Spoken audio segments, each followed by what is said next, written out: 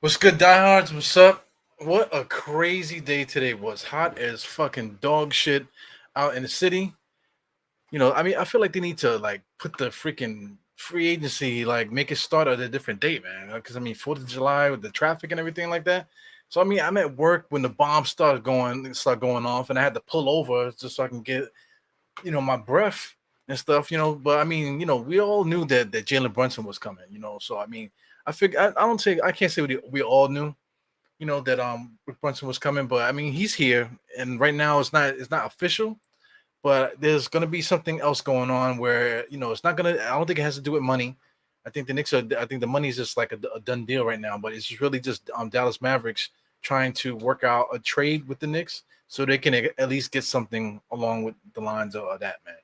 But one thing, I was so excited, but then I was like on the side of the road, so like emotionally spent because I was just so happy that Mitchell Robinson is not on the team.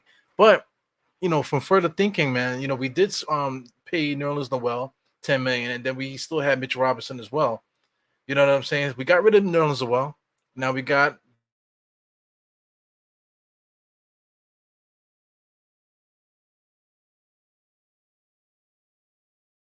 Robinson, man. So the best deal for us with Mitchell Robinson, as everyone's talking about it now, is that we can just wait till we're over the cap and then just go over the cap to sign him. So that's the plan with that, man. But I think there's gonna be so many moving parts outside of this, man. It's gonna be incredible, man. So anyway, I got State in the background. State is getting himself ready. 9 o'clock we're supposed to go on. I see State is on, but let's see if he's ready. Hey State, are you there?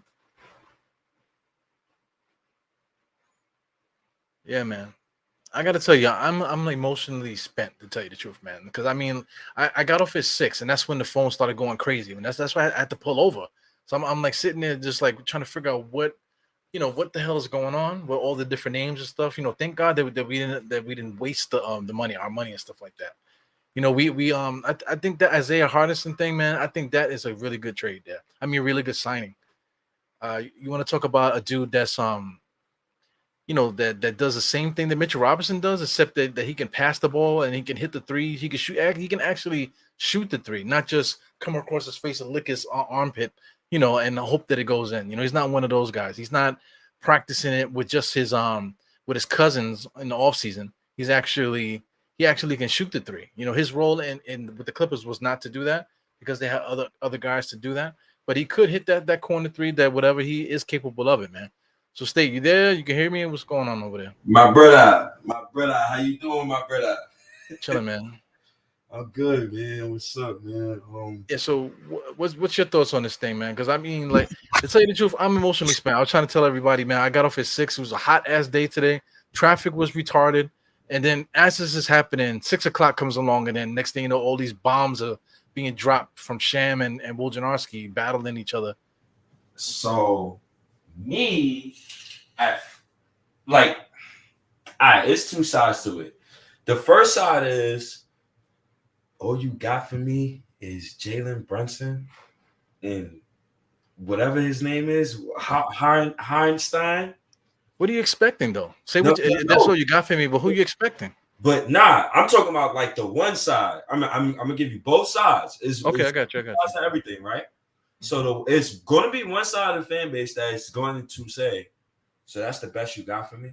It's Jalen Brunson on $100+ million contract and Hartstein, and you've been here for 3 straight years, and you're basically trading away assets to uh rectify the mistakes that you had made last summer. That's egregious. That's stupid. You literally traded Kemba in the first round pick in order to give Jalen Brunson damn near $28 million. So you running this Ponzi scheme where you just only want to get your guys in the building, right? And obviously both of these guys are CAA. So the people that saying that Leon Rose is only trying to get his guys paid, they have an argument here. Brunson, if you want to argue that he's mid, okay, cool. Like you can have that argument. All right. If you want to argue that Hartenstein is mid, okay, cool. Like you can have that argument as well. Like, and I understand that. Now that's one side of the fan base, right? Now the other side is the people that's going to say, all right, you got Hartenstein, he's 24 years old. All right, he's coming from a good system, coming from the Clippers, good coaching, you know. Okay, he averaged a block, he averaged 0.7 steals. You know, solid player, tough. My thing with him is he cannot space the floor. Who's this? Hartenstein. Mitchell Robinson can't space the floor neither, man. So yes, and that's my number one annoyance, right? We've been having this conversation about Mitchell Robinson and spacing the floor for 4 years now. So it's about to go in 5 years, I guess. But for me, I have a dump that I wonder, but I'm trying not to get so emotional about it. So Mitchell Robinson, to me, man, I didn't argue with you. I didn't argue with Evergreen about it. I didn't, I've been arguing like crazy, but it's a little bit too much because I mean, like, all Mitchell Robinson is a dunker, man. The guy can't shoot free throws. He can't make threes. He can't hit a regular jump shot. You know what I'm saying? He cannot set a pick. It's like it's ridiculous to me. It's ridiculous to keep talking about him. Now, the one thing about the centers, every center that's been signed so far has been signed to deals not over $10 million. The last one, everyone's favorite, JaVale McGee, he got signed to a 3-year, $20 million contract. So my math is correct. That's about $6 million a year. So that's about right, yo. That's about right. JaVale McGee is better than Mitch Robinson. $6 million a year for an older guy. Okay, cool. You think Mitchell Robinson is going to be so much better? He has not shown any ability to get better, bro. So we went and got Isaiah Hartenstein, whatever his name is. I got to put it back up there. This is his contract, yo. 2 years, $16 million. This is not a guy you give $30 million to. 2 years, $16 million is perfect. $8 million a year for this dude. I'm not even gonna post his stats. He gets you 4 assists a game. He can rebound just as well as Mitchell Robinson. You know what I'm saying? He blocks shots just as well as Mitchell Robinson. Right. So and he actually could shoot if you gave him the ball. He can actually shoot a floater if he got it. You know what I'm saying? He can actually put the ball on the floor and make a move to get out the way. And Mitchell Robinson cannot do that. So my fight back to you on this is Mitchell Robinson just turned 24. And fuck that. I understand the age. Forget the age. I'm tired of that shit, bro. I'm tired of talking about motherfuckers' age, man. Yo, Brunson is 26 years old. So Julius Randle's 26, but Julius Randle was older. But then we signed Brunson is 26. So I mean, who's old and who's young? That's the reason why you pay Mitch. That's the reason why you. No, I'm not with that. I'm not arguing about Mitchell Robinson. That's not the reason why you pay him. You're not going to pay Mitch $15 million now. We just signed a dude for 2 years, $16 million, $8 million a year. Other centers that has more credentials and more potential and all this other stuff, equal potential as Mitchell Robinson, and they signed for less. Mitchell Robinson is not going to be here for $15 million. That is bullshit to me. So I disagree with that. Mitchell Robinson is top 5 in field goal percentage with no. I don't want to hear that either, man. You can say that. I know that's what you're gonna say. The same thing you always say. This guy Hartenstein, he shot 62% from the field. What's the difference between 62 and 70 something? You know what the difference is? Is that Hartenstein can shoot a freaking layup something outside of a dunk. That's why he's not shooting 70 something percent. I disagree with that when he only shoots 0.4 threes. Mitchell Robinson don't shoot threes at all. But Hartenstein don't shoot threes at all. Mitchell Robinson is top 5 in total blocks and steals per game. He's top 5 in blocks per game. He's top 5 in block percentage per game. He's top. We're talking about field goal percentage now, man. No. But I said blocks per game, blocks total. Listen, Hartenstein is right there with him. No, he's not. He's right there with him. Not fact. I disagree with that. Hartenstein is not there with Mitchell Robinson. He is right there with him, yo. But Mitchell Robinson just led the 11th ranked defense last season. Yo, the Knicks didn't make the playoffs. That's understandable. We both understand that. I mean, what you want me to do? He did that with Alfred Payton and Allen Burks. You have to evaluate guys based on what they bring and what they bring to the team. Not what Alfred Payton and all these guys did. You got to analyze the guy from what they did and what they do on the basketball court. Not what other people do for them. but we're paying Mitchell Robinson for what he could do for us. I don't give a shit about the value for other teams. What he could do for us, he led the 11th ranked defense last season. Granted, we didn't make the playoffs. We didn't make the playoffs. That's granted. But that's the coach fault. You can't put that on Mitch. That's not fair. 1, 2. But you cannot big up Mitch and then say, oh, how great he is, but we didn't make the playoffs. We didn't make the playoffs. If Mitch Robinson is so good that we didn't make the playoffs because of Mitch Robinson. That's not fact, because we should have made the playoffs. If that's on Thibodeau, that's on Julius Randle. That's not on Mitchell Robinson. I disagree. If it's on Julius Randle, it's on Mitchell Robinson too. No, it's not. All right. If you want to put it that way, yeah, but who's the better player? What does that got to do with anything? Mitchell Robinson, listen, you cannot talk about a guy and give excuses. That's why I'm sick and tired of talking about the dude. I'm sick and tired of talking about Mitchell Robinson. I guess you're gonna be tired for the next 4 years, brother. Hey, did he sign yet? Nah, he's signed. I'm not worried about what we're signing Mitchell Robinson for. I got absolute faith. Eru, that with Jalen Brunson coming here, that money we give Mitch, he's going to be worth every single penny. I can't always disagree with what you're saying right now, right? Because we've had agreements and disagreements when it came to Mitchell Robinson. But I don't even think Mitchell Robinson should be me and your focal point. I think that's like the lesser of the evils. The more... The only reason why I'm popping off because you started talking about Mitchell Robinson. I can't deal with that shit no more, man. What? I can't deal with it. If we sign Mitchell Robinson to like a $10 million contract, what he's worth, then I'm not gonna complain about it. You know, but if you're talking about, oh no, we got to pay him 15 and more than that, hell no, man. That shit is over with, bro. But that's what he's worth to us. You understand? No, that's what he's worth to you because he's not worth that to me. I mean, that's obviously what he's about to get paid. So I mean, if he let me ask you a question. If he get this money, what are you expecting from him? That's what. What are you expecting from him? Before the money, I still expect him to do a certain thing besides the money. So, but understandable, and I respect that. But after he get paid, that comes with responsibility. So whatever disagreements we had before about Mitch, that could be understandable. We can't argue that because we have not been winning consistently.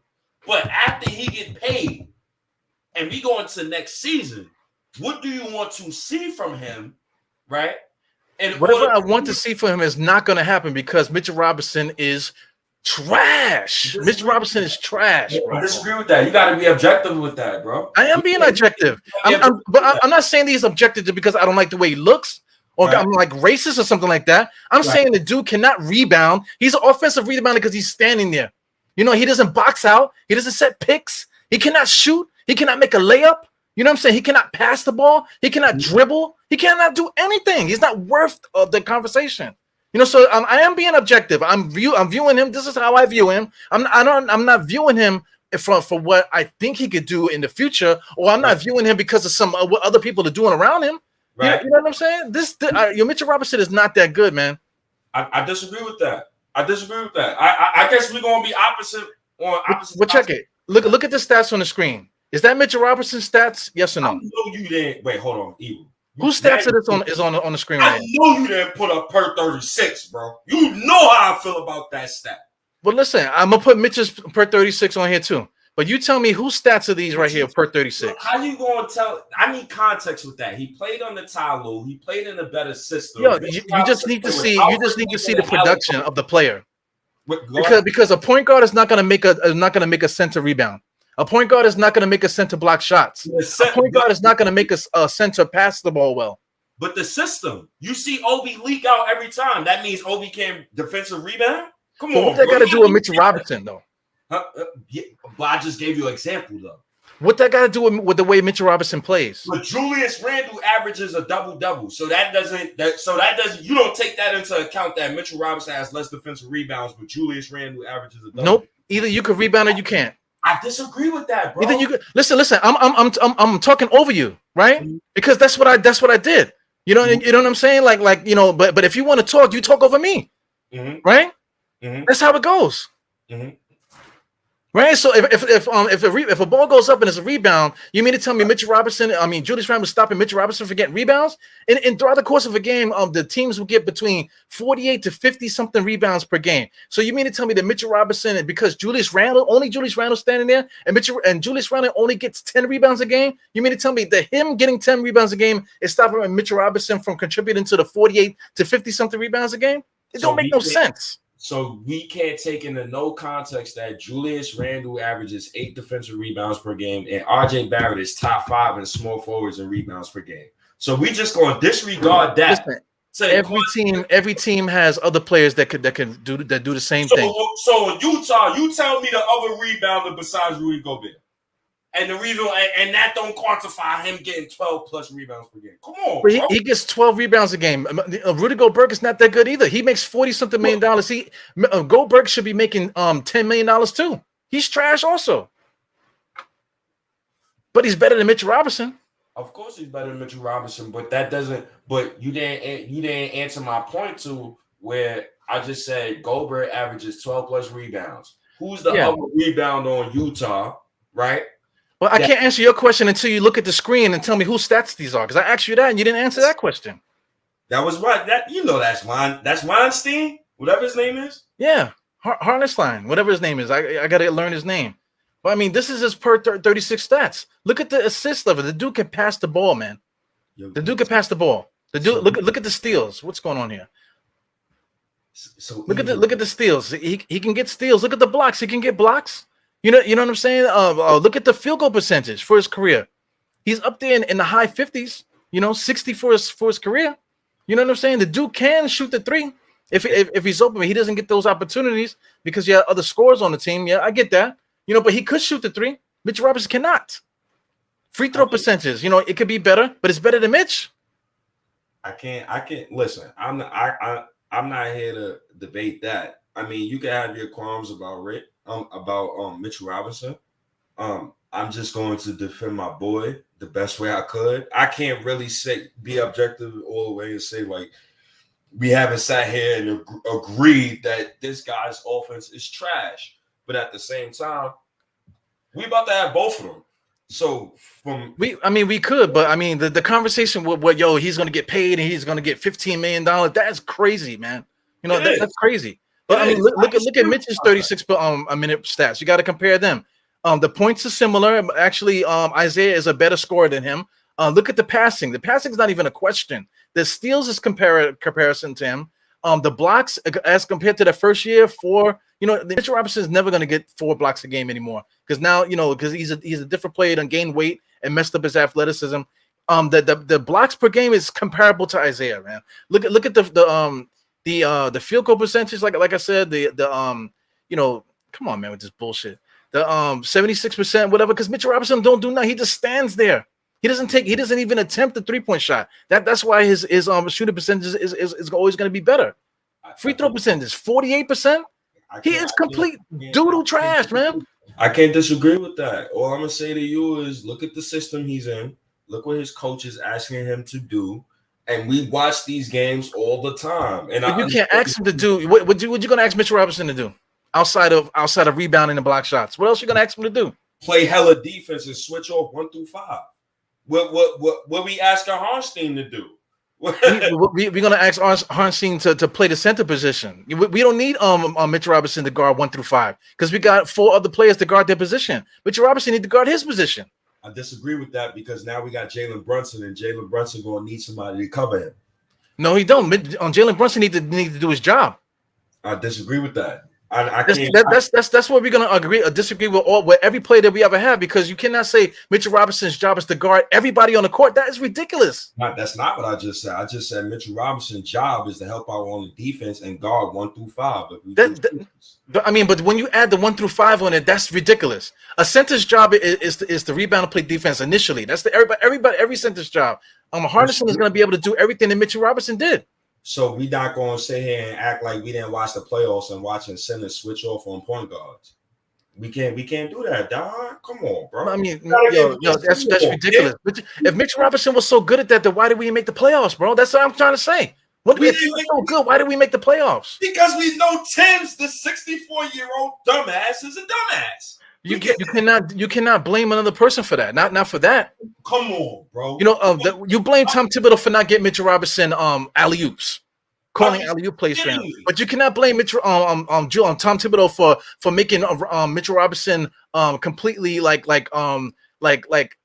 useless offensively as far as passing the ball and anything else contributing to the game. So question. So we gonna sit here and act like we didn't watch Alec Burks have 1 assist and a half? We gonna sit here and act like we didn't. But let's talk about Mitchell Robinson though. No, but that's Alec Burks got traded. Alec Burks is gone. Oh, okay, but that ties into Mitch though. That ties into his shot attempts. That ties into how many times he touched the ball. You got to take that into account, bro. It's times when Mitch have a little guard on him, he don't get the ball. We got Jalen Brunson now, so now we shouldn't be having this talk we having right now about Mitchell Robinson and him under the basket and him not getting the ball or Thibodeau not putting the correct offer. That shit is dead. So we shouldn't be having this debate right. This debate we have right now. I swear to God, if we having this shit next season, bro. Listen, if Jalen Brunson passes the ball to Isaiah Hartenstein, something else is going to happen outside of just forcing a dunk. Something else is going to happen. And it's not because of this is what Tom Thibodeau was asking him to do. Mitchell Robinson can't do it. We'll see. It's not just Tom Thibodeau because he's had 4 years. It's not a rookie. He's had an ample amount of time to show what he can do.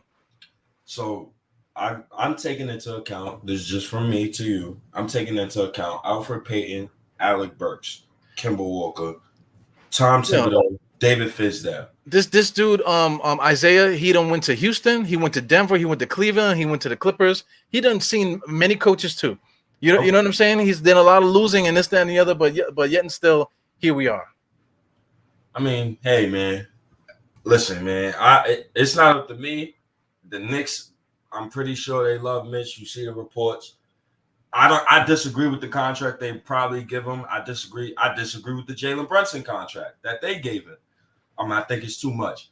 If they give Mitch 4 years, $60 fucking million, Lord Jesus Christ, may God bless him, because that's called pressure. And now that I got Hartenstein. And, I'm getting good reviews about him. I asked Knick fans on Twitter, yo, what's this boy about? He averaged 8 points last season, 5 rebounds. I always love the fact that a center can average a steal, almost a steal and a block per game. And, toughness. He's coming from a good organization. And, at the same time, Mitchell Robinson, he's coming back. Hopefully Jalen Brunson solves all of these problems, man, because I want to win. And we haven't been doing much winning these past 4 years. Right. And the amount of excuses that we have given these players, I'm done with the excuses for next season when it comes to the players. Now I got to start looking at Leon Rose and Tom Thibodeau and what the fuck job they are doing, because you got talent. Like you told me last week.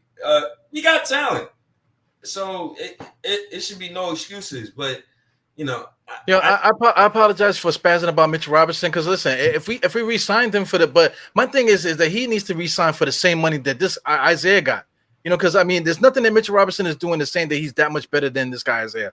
This dude Isaiah is how old is it? I'm scrolling up now to see how old the freaking kid is. Probably the same age as Mitch. He's 24, the same age as Mitch, man. From what I've seen from this kid and from what I see is Mitchell Robinson, I don't see that he needs to get paid double the salary. Double? That's bugged out, man. That's bugged out. Double the salary? Nah, I don't think so. And especially some of the other centers that got signed so far. All of them basically got signed the same or maybe a little bit more than what this guy got. Either less or maybe a little bit more. But nobody got paid $15 million. So, damn, it's crazy. I gotta try to be the good guy today. What I say to Mitch contract, if he does get $15 whopping million per year, is you're paying for the production next season and so forth and so on. So if we are giving him this money, I immediately expect for Mitchell Robinson to at least give me all defensive honors. I think that would be attributed to him winning. And he But needs to listen, help his team. without the money, State. He has 4 years in the NBA. Does he have all defensive? Does he show you that he's going to be some kind of all defensive player like Yes. that? Yep. He definitely does. He shows me that already. He shows me that in the amount of time that he's been here as a New York Knick. I like what I've seen from him. I want to see more. I wish he had a point guard the past 3 years, but past 4 years. But Yeah, that's man. here and there. Yeah, but he don't need a point guard because he was shooting 70-something%. So he obviously such a great offensive player. You don't need a point guard. Here's the thing with Brunson. I want to keep talking about Mitch because he's trash. Jalen Brunson is not exactly killing the league with assists. Brunson's giving you like 4 or 5 assists. I don't even think he averaged 5 assists. He averaged 4 last year. So Jalen Brunson without Luka Doncic, that's who we got to focus on. I don't think you got to focus on Jalen Brunson and his numbers when he was playing with Luka Doncic. So Jalen without Luka, if I have the numbers in front of me, averaged 22 and 7. So that tells me if he's on the court and there's not another de facto point guard and he's my point guard, that tells me he can attribute to winning. I'm comfortably fine giving him the keys to the offense. I'm pretty sure Tom Thibodeau should be comfortably fine with that as well. So it's a wait and see for me. I think he could play make. I think he's tough. From what I've seen in the playoffs, he doesn't back down, and he plays with heart. He always goes amongst the trees. He was top 5 in field goal percentage at the rim this past season. Jalen is going to be he's going to be good for us. The only thing that scares me when it comes to Jalen, and I could throw this right back at you, is I don't want to fucking see Evan Fournier here no more. I'm done with that shit. I don't give a fuck if he broke John Stark's record, bro. But breaking the record, regardless of facts. See, this is what I mean. You always butt heads now, man, because you're talking about Richard Robinson. He could rebound this, that, and the other, but whatever. But Fournier obviously has a skill. He has an NBA skill. He could shoot 3-point shots. He's very good at it. Regardless if he broke John Stark's record, it's not because he was shooting to break it or the Knicks were trying to make him break it. He just broke the record just simply because he is an option shooting 3-point shots, man. You know what I'm saying? So you're tired of seeing him do well? That's why I don't get it. You're tired of seeing him do well? Who did well? Fournier. So I mean, see, this is the garbage. That's garbage, man. Because I mean, he can shoot. He has an NBA skill. He can shoot threes, right? But Mitchell Robinson has an NBA skill too. I agree with that. But you're making seem like Mitchell Robinson is this great player. But it's because of him that we missed the playoffs too. It's not just because of Fournier. Fournier is a good player too for what he does. Fournier, it doesn't matter about John Stark's record. That's only the narrative that you're trying to put out there just to disregard the player. But he can still, those 3-point shots were going in the basket. You know what I'm saying? So I mean, like, Leo, add Hartenstein to this team. Forget about Jalen Brunson. Add Hartenstein, the way that he passes the ball. When Mitchell Robinson gets the ball, it's dead. Nothing else is going to happen when he gets the ball. And Isaiah Hartenstein gets the ball, Fournier could possibly get a 3-point shot because this dude could pass the ball. He averaged like I showed you 4 point something assists per 36 minutes from the center spot. So this dude is a capable scorer, a capable passer. If he gets the ball, Fournier might be able to get a 3-point shot. You know what I'm saying? If Mitchell Robinson gets the ball, nobody's gonna get a shot. Nobody. The ball is dead. With respect to Evan Fournier, he won't play in no playoff rotation from this past season. 1, 2. Neither did Mitchell Robinson. Excuse me? Neither will Mitchell Robinson. So Mitchell Robinson wouldn't play over Kevin Looney? If you're telling me Fournier cannot play in no playoff series, then neither can Mitchell Robinson. Because Mitchell Robinson can't shoot free throws. If I'm defending Mitchell Robinson, all I'm going to do is wait till he gets on the court and foul him and let him beat the paint off of the rim. No, teams don't even do that no more. Eru, that died. Yo, see, the excuse is if I'm coaching and Mitchell Robinson is on the court and this is like the fourth quarter and this, that, and the other, and we got a center in there and whatever, any like tough spot, I'm fouling Mitchell Robinson every single time. Listen, I don't care. You could love per 36. I don't give a damn about per 36. Yo, per 36 is fake, but so was the belief that Mitch Robinson is a good player. And then you're gonna try to tell me that Fournier's not a good player? That's not consistent. That's not consistent. Fournier been in the league for how many years now? We know who he is. Do we know who Mitchell Robinson is? Yes, he's been in the league for 4 years. I disagree with that. Bro. He's 24. He's 24. I disagree with that. And he played with no point guard. Yo, man, that's crazy. You keep spinning around with the same things. That is it's just garbage. But you're gonna say that Mitchell Robinson played with no point guard, but Fournier shot all these 3-pointers. How with no point guard? How did he get the ball to shoot 3-pointers if there was no point guard? That's like saying Julius Randle will lead the Knicks in assists next season. He didn't. But Julius Randle led the team in assists like the last 3 seasons. Because we had no point guard, bro. But somehow Fournier was able to do his job, but Mitchell Robinson needs a point guard so he could do his job. Like, you got to be consistent with what you're saying. You're not being consistent. It's only okay. I don't like Fournier. Okay, cool. You know what I'm saying? Not saying that I want to keep Fournier. At the same time, you like Mitch. I don't like Mitch, but I will keep Mitch. You know what I'm saying? But you're making Mitch into more than he is, and you're making Fournier into less than what he is. Fournier can't get better. He can't do what? He cannot get better. That's 1. 2, Fournier is already 30 years old. 3, Mitchell Robinson, on the other hand, is finally about to be greeted to a point guard for the first time in his career in 4 years. And I believe in him to the point where Elfrid Payton averaged 7 assists in the year that he was here. Elfrid Payton averaged 7 assists. He had a point guard, and they made the playoffs with Elfrid Payton as a starter. You know what I'm saying? So he did have a point guard. You know what I'm saying? Maybe it's not the point guard that you like, but still we made the playoffs with Elfrid Payton. Eru, you know how I feel about that 4th seed season. That was fake basketball. It could be fake because you said it. Eru, what, bro? Just listen. I can agree with you. But I'm not going to agree with you to the extreme that you say things, man. TJ Warren had 51. What we mean by that? But listen, throughout the course of the NBA, of the history of the NBA, there's been a lot of bums that score 50 points a game in a game before. That's true. Freaking that dude Brunson, the dude that used to play for Florida, he scored 50 points 1 year. That's cool, but I can't. You know how I feel. Listen, that NBA, that 4th seed, that first 60 games of that season, I disregard everything from that season, that first 60 games.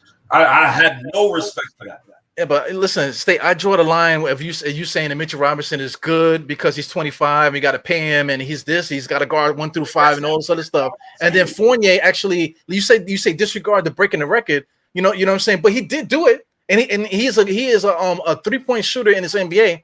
He's one of the better 3-point shooters in the NBA. So you can't say you're tired of seeing one of the best 3-point shooters in the NBA. I don't that you cannot say that and make sense out of it. But you can't tell me Mitchell Robinson broke the field goal percentage record by Wilt Chamberlain and tell me he's trash. Wilt Chamberlain and Mitchell Robinson, what's the difference? Mitchell Robinson is pure dog shit.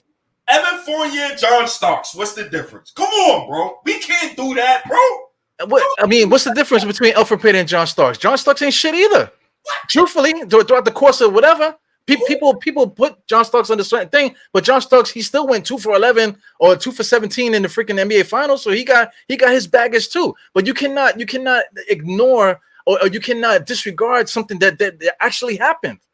I can't, listen. I can't do. I apologize for getting at you like this, but you cannot say that you tired of saying Fournier because he was trash. Fournier Fournier is legit one of the best 3-point shooters in the whole NBA. He is legit one of the best 3-point shooters in the whole NBA. Can I put context behind that? So the context behind that is he didn't have a point guard. That's the context. No, you can say that. We don't need Evan Fournier no more. We have Quentin Grimes, got RJ Barrett, we got Jalen Brunson, got Cam Reddish. We're not competing for a championship. Evan Fournier is at the stage of his career where he needs to be on a championship contender. He cannot defend it all, right? The reason why the Boston Celtics, which is ironic, that they got to the finals is who did they dismiss the season before? Evan Fournier and Kemba Walker. Who was the 2 players the Knicks picked up? Evan Fournier, Kemba Walker. So that tells me Evan needs to be gone. And also, we got Quentin Grimes. So if you got Quentin Grimes, who can fill the same role that Evan Fournier filled. And we hope to, because I mean, he don't have no body of work. You're talking about Quentin Grimes like he has a body of work. He doesn't. But Evan Fournier got a body of work? Yes. What work where? In a 99. Man, see, that's bullshit. That's bullshit. He has a whole career. You just said he's 30-something years old. His career, he needs to be on the championship team. And then you're going to say he don't got no body of work? It don't make no sense, man. Carmelo Anthony got a body of work. Evan Fournier don't got a body of work. Evan Fournier got a body of work. You cannot just because Carmelo Anthony is Carmelo Anthony, the Fournier got to be dog shit. But Mitchell Robinson is not dog shit. I don't get it. That's crazy, man. He's not dog shit, but he's an okay NBA player who's not going to get better, who's in his 30s, who has no space on the Knicks no more because we have enough wings who can fill his role. That's not true. That's not true. If what Cam Reddish hasn't done shit in his career, we have to see if Cam Reddish is going to be able to fill that role. So Fournier, we know that what he can do. So Fournier is needed as far as his 3-point shooting. Defense is a saga. We're not playing 1-on-1. We're not playing 1-on-1 basketball. We're playing team basketball. So Fournier could be an adequate defensive player within the scheme of a game. You know what I'm saying? Like Cam Reddish, we're hoping that he could be that. Quentin Grimes, we're hoping that he could be that. So what happened last season, bro? Listen, man, you know, what happened last season? You tell me. With Evan Fournier played, he got smoked on defense. I'm asking you. Yeah, but Mitchell Robinson played also, and he is pure dog shit. But he's 24, so he got. That's not. But he's 24 is not an excuse. Yes, it is because he could get better. Evan Fournier is 30 plus. He can't get better. Listen, that's yo, State. I got to tell you, that's garbage, man. So your star, Mitchell Robinson could get better. Yes, he can get better, but like, listen. This is where we disagreeing, and this is where the argument starts. You cannot say that Fournier is complete garbage and then say Mitchell Robinson is the greatest. You cannot do that. Evan Fournier is cool. He's okay, but he's not going to get better. We both know this, bro. But it doesn't matter if he can get better. Fournier is who he is, man. The guy is one of the best 3-point shooters in the NBA. That is a fact. So you cannot say that guy is not a good player. You cannot do that. So you'll start Evan Fournier and Brunson in the backcourt next season. That's what you're telling me. No, that's not what I'm telling you. We didn't even get there because you arguing the fact that Fournier is trash, and that's not true. So what's the debate here? I say he's a cool NBA player, but now if we start the season, RJ and Brunson is the backcourt. Fournier, you know, is possibly the starting small forward or whatever, and we have to hide him on defense. Yes, but we can take advantage of him shooting 3-point shots. He is an adequate NBA basketball player. He is not complete dog shit. Quiet money gave the answer for you that I wanted to give you. That's pure dog shit. I don't want to watch, with all due respect. Yeah, but that's you. That's you. That's you. If we start the season this year, we got Fournier. Fournier is right now. He's not traded yet. Fournier more than likely is going to go to Dallas. You know, that's what I'm saying. We can't even get to like basketball talk because you're talking about Fournier's garbage, and that is not true, man. That is ridiculous that you're saying that because we cannot get past it because you keep telling me that Fournier is garbage. You cannot do that. That is not true. You can't tell me Mitchell Robinson trash. That's not true. I'm sorry. He had but you have to give me a reason why Mitchell Robinson is not trash. You're telling me because he's 25 he can get better. Once he gets paid, what you expect him to be? When he gets paid, I expect him to be the same garbage that he is. That's not true. That's not fair. Now you're not being fair. Listen, you're not being fair, bro. Yeah, but you're not being fair neither, though, man. You cannot say that what I'm saying is garbage, but then you say Fournier, blah, blah, blah, and then you're right, man. Get out of here with that shit. I say Evan Fournier is cool. I say he's a cool NBA player, but he doesn't fit here no more. We both know this. But my thing with you is, how does he not fit here if he's one of the best 3-point shooters in the NBA? How does he not fit here? So we're talking basketball. Are you starting Evan Fournier? I just said yes. I would start Evan Fournier. Huh? And on this current team, I would start Evan Fournier. Cam Reddish has not proven that he could be a starter in the NBA. And you will be right back in the lottery, bro. Why? Because one of the best 3-point shooters is starting for us? No, that's not. But because now the one of the best 3-point shooters in the NBA that didn't have a point guard that broke John Stark's record. Now he has a point guard. You mean to tell me he's not going to get better? Bro, defense, bro. Score 2 sides of the ball, bro. You're starting Brunson and Evan Fournier, bro. Okay, defense, right? 2 sides of the ball. Mitchell Robinson is complete irrelevant and useless on offense. So I don't know, Eru. I don't got no rebuttal for that. I don't want to. I already put out the tweet. I don't want to see Brunson with Evan Fournier and RJ Barrett starting. next to each other, those three. Well, listen. Listen. I agree with that. Okay. So let's move on then. Let's get to the point where we could talk basketball because we cannot leave this conversation until you stop the bullshit. You know what I'm saying? Like Mitchell Robinson, I could see Mitchell. Even though I don't like Mitchell Robinson, if we sign him for a decent contract, I'm good with him there. He has a role on the team. You know what I'm saying? But you telling me I'm tired of seeing Fournier? Are you crazy? The dude is one of the best 3-point shooters in the NBA. We can use him. We can use him. So now, okay, that's out the way. Now, how do we get better going forward now? They got to get who we just explained, who we just talked about, out of the building. Either Evan Fournier or Derrick Rose. Because you're not done consolidating the roster. I don't want to go in the next season half pregnant. You know what I'm saying? I don't want the half pregnant approach, right? And I hope the Knicks brass is having the same debate that me and you are having right fucking now. Because I doubt it, because I'm quite sure they all think Mitch Robinson is trash the same way I think he's trash. I disagree with that from the reports. I'm just saying Mitch is going to be in. So I disagree with that. But I need the Knicks to figure out what is the next move. Because you can't just bring me Brunson and Hartenstein, who are two. Okay, that's cool. Two good pickups. Okay, cool. But you have to trade Fournier and Derrick Rose so you can get another piece in here and on top of that, consolidate the roster. Because there should be no reason why I should not be seeing Manny quickly come off the bench as our backup point guard next season. That should be Quickly's role. That should be what he solidified towards the end of last season. I think that would be perfect for him. Now, the backup shooting guard spot, that should be Quentin Grimes. I think he solidified that spot, right? So this is where things get tricky because you still got Derrick Rose and you still got Evan Fournier. It's a log jam right there. And you don't want to come out next season with Quickly and Derrick Rose again as a backup backcourt. It's too small. The league is getting bigger. The league is getting more athletic. And with all due respect to Derrick Rose, I would like to see him go compete for a championship as well. We're not at that level where we're trying to, win a championship. But at the same time, I think Tibbs should be at that level where he can give the locker room to the kids and feel comfortable. Because you don't give Brunson, you don't give Brunson this money and then not expect for him to be the locker room leader or at least be one of the guys who leads your locker room, right? Listen, State, man, money. I agree with you saying. But I've just got to chime in with the money. Like, money don't mean nothing. Money don't mean nothing. So just because somebody got more money than me, that doesn't mean that he could just all of a sudden just like tell me what to do.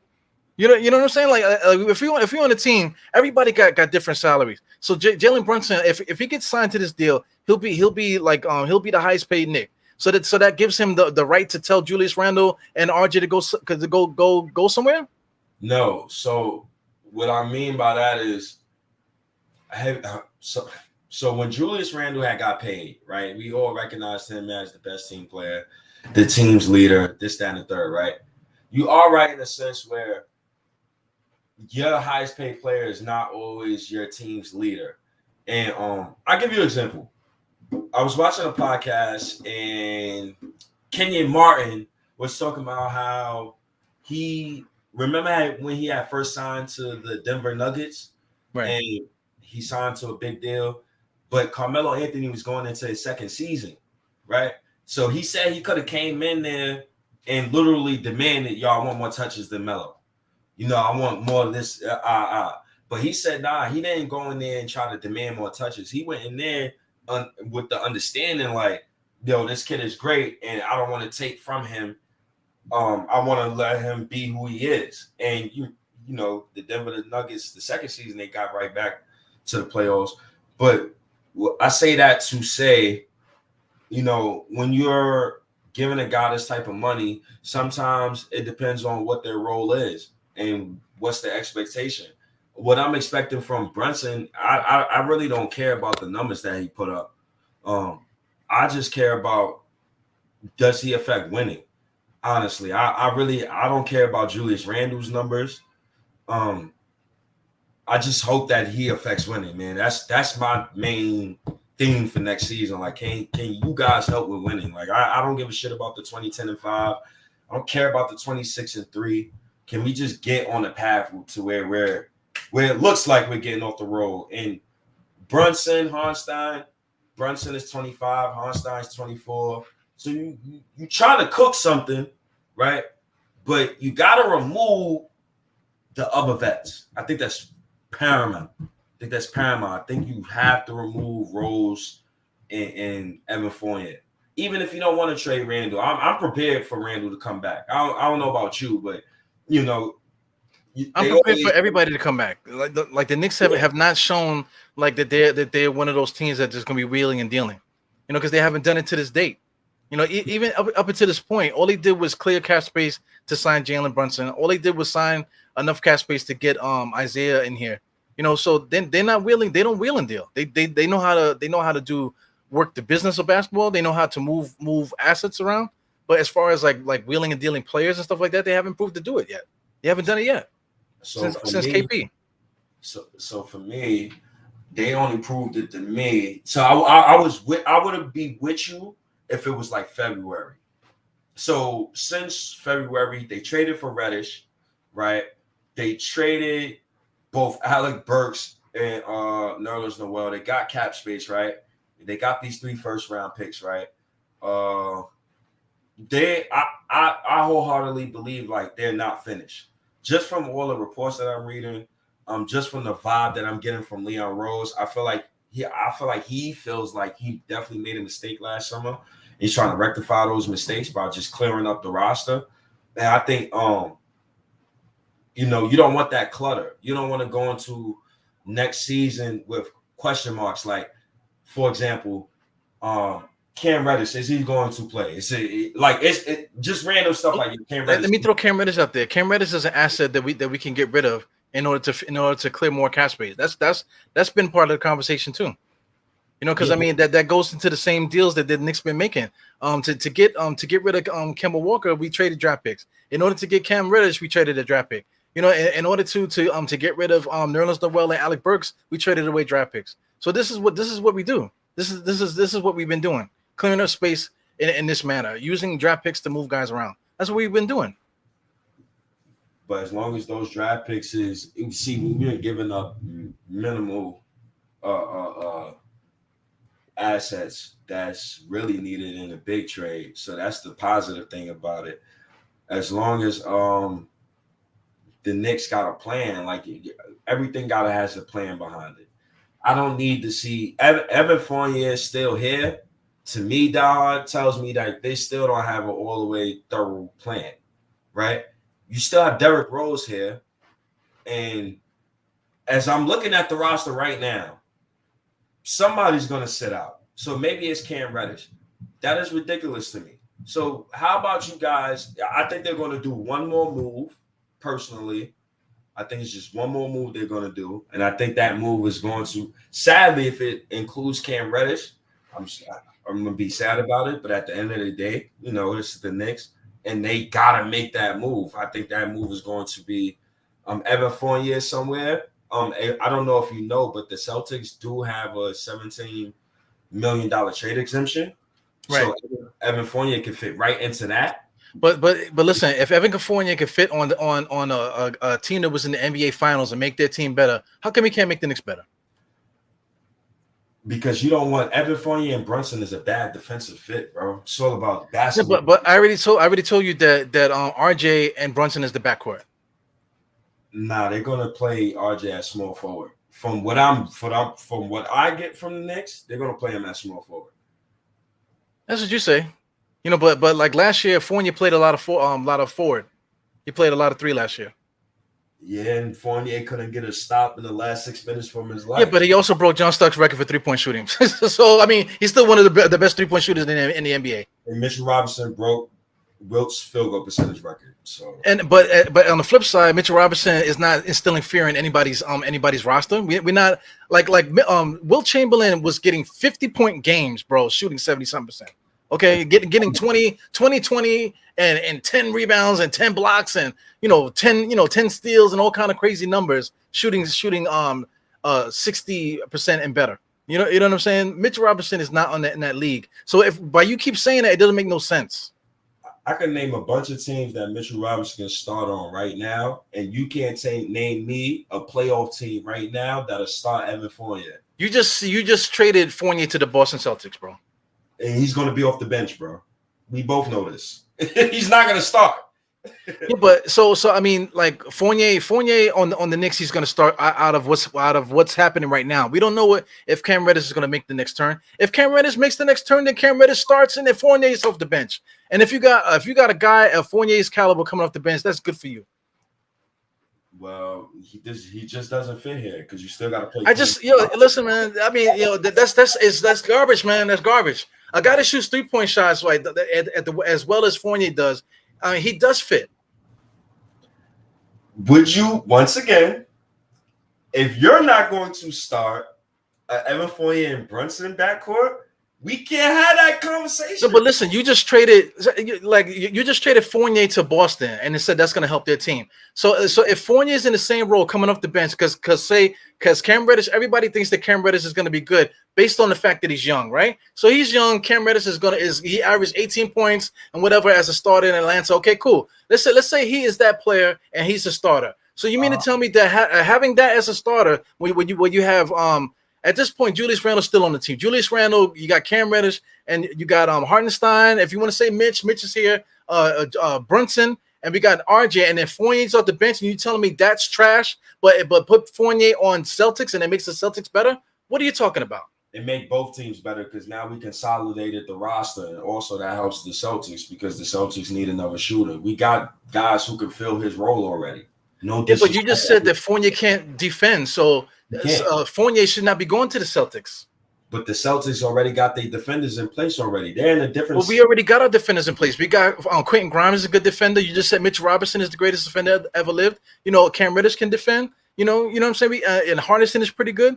Brunson is a decent defender. Quickly is a good defender. So we got defenders around him too.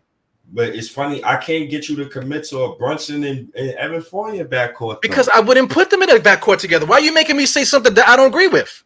I would not put Fournier and Brunson in the backcourt together. I said it would be RJ in the backcourt with Fournier. I mean, with RJ with Brunson. That's what I said. And then I said that Fournier would be the starting small forward. And then I said if Cam Reddish was that good, then Cam Reddish would start over Fournier. I didn't say nothing about Fournier being a starting backcourt with Brunson. I never said that. You keep trying to tell me to say that, and that's not what I'm saying. But you keep trying to tell me to say that Fournier is the starting backcourt. I never said that. But the Knicks view RJ as a small forward. So we both know RJ is not going to play in the backcourt. It don't matter. What do you view Cam Reddish? You view Cam Reddish as what? As a small forward. So if Cam Reddish is good next year, then Cam Reddish will be the starting small forward, and RJ will go back to the shooting guard like he was doing before. But RJ could play both positions. But you're not fighting me. You're fighting the coach now. No, I'm fighting you because the coach had nothing to do with our conversation. The coach is the one who plays the guys. The coach is the guy who sees Evan Fournier, and he's going to start Evan Fournier with Brunson. That's what you say. That's what you say. That's what you say. That's what you say. So what team in the NBA who's trying to win is realistically going to start Evan Fournier as the small forward, bro? Listen. I want you to listen to me again, right? I did not say that now it's about Fournier and small forward. You said that I kept saying that Fournier and Brunson is the backcourt. I never said that, right? So then I said if Cam Reddish is not ready yet, then Fournier, because he's on our team and that he's on our roster right now, there's nobody else. We only got two small forwards. We only got Cam Reddish and we got Fournier. That's the only small forwards we have, right? So if Cam Reddish is not ready, Fournier will be the starter. Yes, okay. But if Cam Reddish is ready, then Fournier will come off the bench.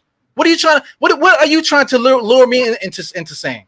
So basically, what I'm saying to you right now, for clarity, is that the Knicks don't view RJ Barrett as a shooting guard.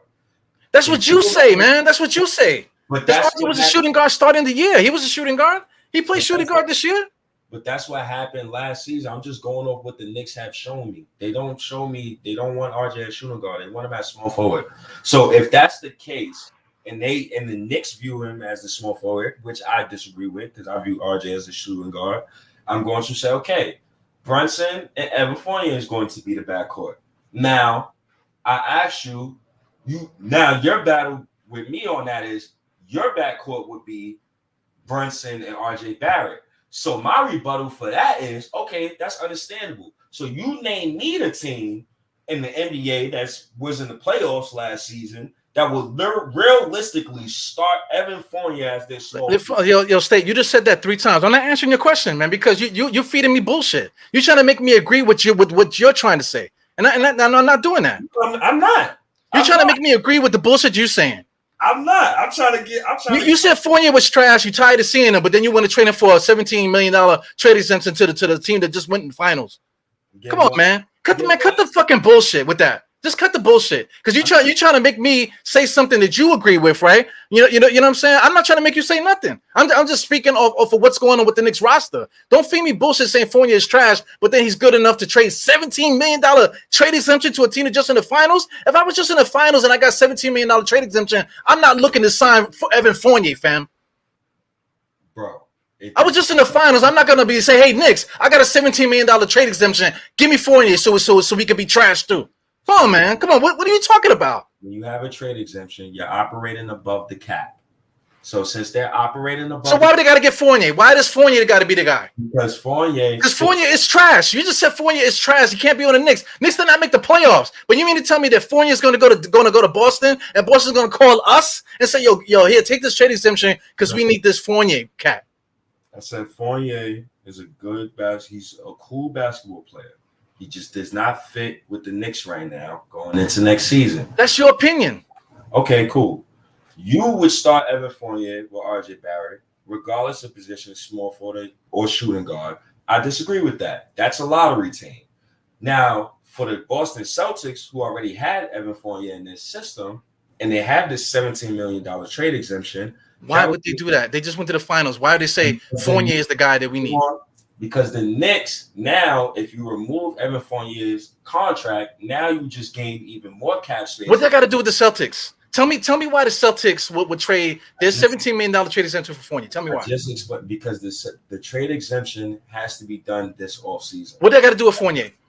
Because for Evan Fournier makes $17 million, bro. What that got to do with the Celtics? Because the Celtics, they already had Evan Fournier in their system, and they need a shooter, bro.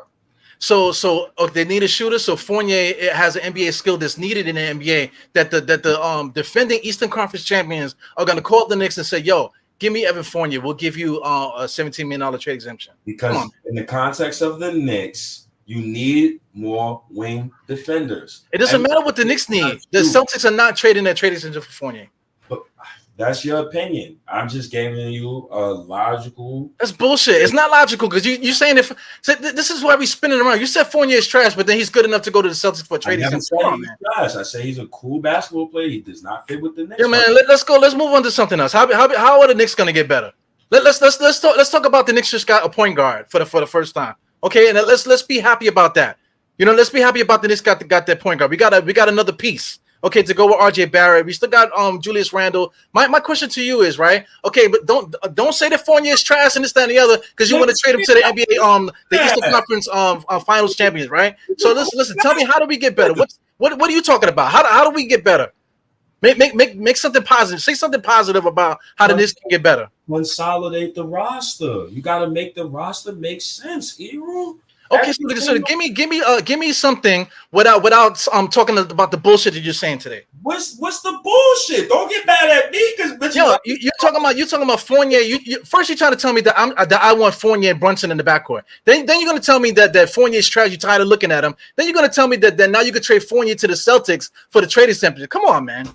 Come on with that, man. Just listen. How can the Knicks get better? Don't tell me did this need to happen? The Knicks need to do that. Yo, you tell me what the Knicks need to do. You know, and trading Fournier that you said is trash to the Celtics for the trading exemption is not debatable. I didn't say he was trash. You relax. Yo, you bugging out, man. I'm not dealing with it tonight, man. Mitchell Robinson is not that good, man. Straight like that. But you're gonna say Fournier's not that good. But Fournier has an NBA skill. And then you say, nah, he's trash. I'm tired of looking at it. But then you want to trade him to the Eastern Conference champions? Come on, man. Nick's got a skill too. What you mean? Oh, man, come on, man. What you mean? Come on. What you mean? So Listen. Let's keep it moving, man. How do we get better? What's the next move? What do you think the next move is? Nah, come on, Eru. Don't do that, man. Don't do that, man. Yo, you got me fucking heated off this bull. This is bullshit, man. All you doing is talking shit off it because of what you think about some your feelings about whatever. Let's talk about basketball. Let's talk about real shit. Don't tell me that Fournier is trash and then you want to trade him to the Eastern Conference finalists. Come on, man. Get out of here with that. That's crazy. You bugging out, man. So the real shit is, there's no logical fan who's in this thread, who's in this comment section right now. Right? Man, you speak for yourself, bro. Speak for yourself. Because I can see the comment section too. Speak for yourself. There's no logical fan, in my opinion, who can tell me that the Knicks is going to bring Jalen Brunson here, still have Evan on $18 million. You didn't pay RJ yet. We talking about playing. You already got Julius Randle here. He's going to have his contract goes up to $27 million. And then also on top of the fact that you talking about paying Mitchell Robinson, and the reported contract that they said was 4 years, $60 million. So I need a roster that makes sense. So listen, stop saying the same thing. Tell me how it make it make sense. Hold on. So make it make sense. You keep repeating the same shit. Make it make sense. The bullshit you tried to fly to me today that I disagree with. What? I'm trying to get you to make it make sense. You said you need to make sense, so make it make sense. Tell me. But what don't make sense is paying Evan Fournier and having Jalen Brunson on the same star five. That don't make sense to me. So listen. You keep saying the same thing, so get him off the roster. Aside from trading him to the Boston Celtics, because that's not happening. So if it does happen, well, then what are we gonna say? Because the Boston Celtics is the only team that got that $17 million trade exemption. All right. So if they do, okay, cool. Give me another option. What's another option? Another option is trading Derrick Rose. And I don't like that option really, but I can understand why you do it because you view Quickly as your backup point guard. So that's why it's still a lot of questions about the team. So I would deal Derrick Rose to Milwaukee. If because Milwaukee will probably need another ball handler, and I think a proper deal would be Derrick Rose for like Brook Lopez probably, and they give us a first round pick. You're just trying to get assets. Brook Lopez was so you gave us Brook Lopez, right? You traded Mitch for you traded what's the name, Derrick Rose for Brook Lopez. Yeah. So what we need Mitch for now? Bro, he was in. What we doing here? Mitch was last. Name me the last Knicks center that was top 5 in field goal percentage, top 5 in blocks and steals total combined, with no point guard. So what we need him for? What we need him for if we got Brook Lopez and Isaiah Hartenstein? Come on, Eru. What we need Mitch Robinson for? Come on, Eru. You playing with me? I'm about to jump off my balcony. Eru, you playing with me? Listen, man. Yo, we got Jalen Brunson on the squad right now, right? Jalen Brunson starting point guard. Dallas is about to lose him for nothing, right? Is what we should be talking about. Trading Fournier to Dallas. That makes sense. Yeah, in order for them to get something back. You know what I'm saying? To get something back from getting nothing. That's something to talk about. Maybe trade Derrick Rose to Dallas. Maybe talk about something like that. You know what I'm saying? That's what everyone else is talking about. Yeah, just consolidation. The Knicks gotta make it make sense. That's all I want. I don't give a shit about the whole debates and shit. It's warranted because this roster is fucking stupid. So they gotta. It's not stupid, man. We like if we get it together, we got Julius Randle, Fournier and Cam Reddish, RJ and Quentin Grimes, Jalen Brunson and Quickly, Mitch Robinson potentially, and this Isaiah. We got a decent squad, man. That squad don't make sense to me, Eru. You still gotta consolidate, bro. You gotta consolidate off of I only named 10 players. You gotta consolidate. So the rotation. Right. I just gave you a 10-man rotation just now. What? Mitch, Obi. You forgot Obi. I didn't even say Obi. But I didn't even say Obi. So there you go. But you said 10 people. See, you gotta consolidate, bro. We gotta consolidate. I forgot to mention Obi. Obi would be a part of the 10-man rotation. But I'm glad you didn't say his name just so like people can hear like, oh shit, like we really do got too many people that need to play. Like it's nothing against Evan Fournier, but you know, you drafted Quentin Grimes. You see he can play the same role, right? And you got a guy like Jalen Brunson. You need those young boys out there, man. Them wings who could switch 1 through 3. You need those boys who could. I feel like Quentin Grimes could definitely fill a role that we need as a designated shooter. I feel like we got those guys already, and we trying to consolidate. But at the same time, I'm just hoping that when the Knicks do consolidate, they get us the right vets, fam. Because you see what happened with Miles Bridges. You see what the LaMelo Ball shit when he had the blunt in his hand. You see the shit that what PJ Washington was going through. So it's always good to have some type of like vet in the locker room. So I'm kind of happy that Julius Randle's really a family man. So you never really hear nothing bad about him and stuff like that. But I'm hoping after they consolidate though, they just get somebody in here who can, you know, keep the culture right, man. Keep the locker room together. But I don't agree with that. We don't need chaperones. We just need to get better as a basketball team. We don't need chaperones. I think Quickly now at this stage of his career, now entering his 3rd year, I think Quickly is born to be a leader. You don't need a veteran to tell a grown man to stop drinking lean on the internet. You know. I agree with that, but you still gotta have somebody in the locker room. You get what I'm saying? You gotta have a Udonis Haslam or somebody somewhere. That's what. Stay. Me and you do a podcast, right? Does anybody tell you to stop smoking weed on the internet while you're doing the podcast? You be smoking while we potted sometimes. Does anybody tell you not to do that? Because you probably shouldn't do it. You probably shouldn't do it, but you do it anyway. I don't say nothing to you. But you're right. I be drinking beer. I used to drink beer when I was drinking before. I was drinking like whole two beers while we're potting. Straight up beer in my hand, drinking the beer while I'm potting. You know, is anybody here to tell me anything? Do I need a veteran in the house in order to tell me to stop drinking beer while I'm on my podcast? That goes right into my point where I'm trying to give the locker room to the kids. You get what I'm saying? But at the same time, I gotta have one adult in the room. At least they're all adults, fam. They're all adults. I'm talking about like a real OG of like I gotta have at least one OG. I'm an OG. You don't give a fuck about what I got to say. You know what I'm saying? You're saying all the garbage you say. You ain't listening to a word I'm saying. Nah, man, don't run that bullshit, man. Yo, you got me hot today with this fucking bullshit, man. I didn't come here to talk about Mitch. That's why I threw it out there first, is to get it off of it, because there's more to talk about. We just got Jalen Brunson right now. Like it was a pending deal. We had something that came up first, right? That we signed him right away. But then it was like, oh no, they're still talking about it. But now there's a whole different set of numbers here on the board now. I just posted I posted it a little earlier. Where the hell is it? Like I posted his new numbers. There's like a whole new set of numbers now. That is actually he's actually getting a contract with less money, 4-year, $104 million. That's the new deal. Before it was 110, 4 years, 110. Now it's 104.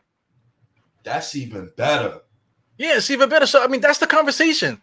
You know, is Dallas gonna take a trade, or they just gonna be like, you know what, just keep Brunson? Best case scenario, I like what you said. Best case scenario, if they want something back, a good organization will want something back. If we could do the Evan Fournier and we could just do that, I think that would be the best case scenario. Because at the end of the day, you trying to my point with the Evan Fournier thing is you're trying to trade him, bro, and you're not trying to take a body back. Exactly, I get it with the Boston Celtics idea, but what got me tight is all the other bullshit you were saying. Okay, if you say Boston got the $17 million exemption, it fits perfectly for the situation. Okay, cool. I'm good with that. You know, right. but you just said that you tired of looking at him and this, that, and the other. So then why would the Celtics want him? Oh, that's why I'm so upset. That's why you got me all fucking uptight. That's because before I walked on here, I had like 3 shots of Henny. So man, see, look, now you're blaming the Henny. Come on, man. Is anybody going to take responsibility for what they're saying? Because Tim's make me fucking tired of Evan Fournier, man. What you doing? Right, so listen. Fournier to Boston. Is there any other deals out there that we can trade Fournier to somebody? Woo. When I looked at the trade exemption list, I looked at it last night. I think the Celtics was the only team that had the near the amount I was looking for. It was another team as well that had a large trade exemption. I think it's the Kings, matter of fact. And Yeah, I it might think be the Kings. It and might be the Kings. They got a trade exemption, I believe, in that trade for Sabonis and stuff. If I'm not mistaken. Yeah, so I think I would do. Oh my God. I would do Evan Fournier for Harrison Barnes. Now we cooking. You get what I'm saying? Now you could now. But you didn't change salary though.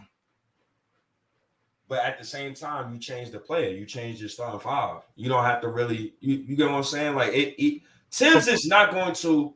I wholeheartedly believe, like, all my feelings aside, I love Quentin Grimes. Tibbs is not going to start him next season, right? If Evan is still here, he's going to start him. So for me, not jumping off my balcony, I'm trying to think positive. So I was looking at deals for him, and I think that deal would help the Kings and help the Knicks, because now you get a start. The Knicks get a starting forward, and the Kings get a certified shooter. But the caveat is Harrison Barnes shot almost 40% from three last couple of years, and he's a champion. So it's tough when you're trying to build a starting five, but I need a team that makes sense. Eru. That's the most important thing. So listen, this guy, who did you say? What was his name again? From Sacramento? Harrison Barnes. Harrison Barnes, the champion. He's gonna. What is he doing for us? He's gonna start at small forward for us. Yes. So we are. Does that make us not in the lottery? So it's starting five because we're trying to make sense of it all. And then here it is. Like you said that Harrison Barnes is our starter, right? So then where's RJ play? Tell me where RJ plays. So now here's where a guy like Eru, a guy like me, ultimately get their wish. Even though I feel like the Knicks love RJ as small forward, now you move RJ to the backcourt with Brunson. Oh my God, I gotta take a walk, man. But now that's when you do that. I don't get it. Like this like now that's when he's the reason that you would slide him over. Yeah, but who, Harrison? I mean, shit. Who else you gonna get, bro? You can't have Evan Fournier as small forward, bro. who you want as small forward, bro? You tell me. The Knicks is just all over the place, man. Eru mad because the Knicks are a sloppy team, and he's taking his frustration out on me. And it's granted, he can, but I'm keeping my cool, and I'm just trying to make moves, man. That's what I'm trying to do, man. If the Spurs trying to give up Keldon Johnson, right? Nah, I'm not doing no. I had to take a walk, man. Plus, nice. You could go fuck yourself with Jay Crowder. If the Spurs is trying to give up Keldon Johnson, that's another move I will look at. It's so many moves the Knicks could do. Just do not try to subject us to, and this is just from me, the Knicks brass. Don't try to subject us to have Brunson trying to cover for Evan Fournier and then try to put that much pressure. Do you see why I'm going back and forth with you? Because I mean, like Harrison Barnes is so good that he pushes RJ to the shooting guard. Like that. That's what's gonna make the Knicks do that. I mean, this is why like I'm all discombobulated today. How you discombobulated? We both know Harrison Barnes is a small forward, power forward. He's a power forward. Yes. Okay. Cool. So then you got Julius Randle and Harrison Barnes. But you could say it's probably like the same player. But see, you got to look at it from both angles, Eru, right? Because yes, we want RJ in the backcourt with Brunson. I think the percentages from last season where RJ played small forward compared to where he played shooting guard, I think it was 51% to 49% to small forward. So isn't it dead even? Yeah, basically like that even. So it's all about matchups. And you get a guy like Harrison Barnes, now you just solidified the small forward position. Not really solidified. He's another stopgap, but you can also do another move. I don't know what the Knicks is trying to do at the wing position next to RJ Barrett. But I would like for them to get another guy besides RJ who could switch 1 through 3, who can spot up from 3, a guy who can at least bring some accountability to the starting 5. Because you're trying to win some games next season, man, but you're trying to make the roster make sense. Gotta make the starting 5 make sense. When you're off the bench, you still got Grimes, Rose, Emmanuel Quickly, Cam Reddish. That's 4 guys who needs to play. Got to do something with that. Yeah, Nighthawk. I'm trying to give a better name, bro. I'm trying to give a better name, bro, than Harrison Barnes, bro. If you got a better name for the Knicks right now, you tell me what's the name. Because I'm trying to give a better name, bro. I gave y'all Keldon Johnson because the Spurs is obviously tanking. So we know damn well they don't need Keldon Johnson. Got Harrison Barnes out there. Who's another wing you could possibly look at? It's so many players. We could look at so many teams who got wings that the Knicks could possibly look at and possibly could get from their team to come play for ours. But they definitely need a starter. But and Barnes is not whack. I mean, he's a vet. I understand. He's an NBA champion. He could guard 1 through 3 or 1 through 4, whatever he could guard, and I feel like he could bring an amount of toughness to the starting 5. Yeah, I mention this all the time. Greg Kite is an NBA champion. Do you know who Greg Kite is? Hell no. Exactly. You know what I'm saying? He's a multi-NBA champion. Won many championships. Eddie Curry is an NBA champion. I know it's tough, man. The Knicks could have rectified these mistakes 2 years ago, but at least they're trying to do it right now. And we have Cam Reddish, man. I would love for Cam Reddish to start next season, but that is just such a pipe dream, man. It is such a pipe dream knowing how the Knicks operate. Yeah, but I mean, listen, the way the Knicks operate, they've been operating pretty good, actually. Tom Thibodeau is the guy that needs to get his stuff in order. But at the same time, if Cam Reddish wants to be the starter, if he thinks that he's good, you know what I'm saying, just saying that he is, you have to show it. Eventually, he got to show it, and it's not a point guard's not going to help him show it. This, that, and the other. You have to do it on your own. You have to show guys that you can play on your own. Yeah, but my main thing about Reddish is what's his work ethic like. He had that face where it's like he didn't give a shit about, basketball last season when he was on the court. Like he didn't play with toughness all the time. But you seen flashes. But the see flashes part, the whole developmental thing, the whole he's gonna get better thing, we're past that stage now. We're at the stage now where we should be seeing winning production on the court from the kids. We shouldn't be having these conversations next season upon why is Mitchell Robinson still shooting 47% from free throw line? That would fucking bug me the fuck out. Why is RJ Barrett shooting under 75% from the free throw line? Why is RJ Barrett still shooting 41% from the field? Even though I hate the percentage combo. Why is Tibbs operating his offense like a dummy? I don't really want to. Do you think we have a shot at Kevin Durant? Ooh, no, not really. I try not to think about that earlier. It came to my mind. But you know how that goes, man, with Kevin Durant, man. He's too moody for me, bro. He's too moody. Moody. I don't want him on the team either. He to me, I just don't rock with him. I don't vibe with him. I don't get him. I don't get where he's coming from, But at the same time, if the Knicks made the decision, say, okay, we're gonna get Durant here, we have the assets to get him. We can't give them a star player, but we can give them, Julius Randle and Fournier, and like a stack of freaking first round picks. We can do that.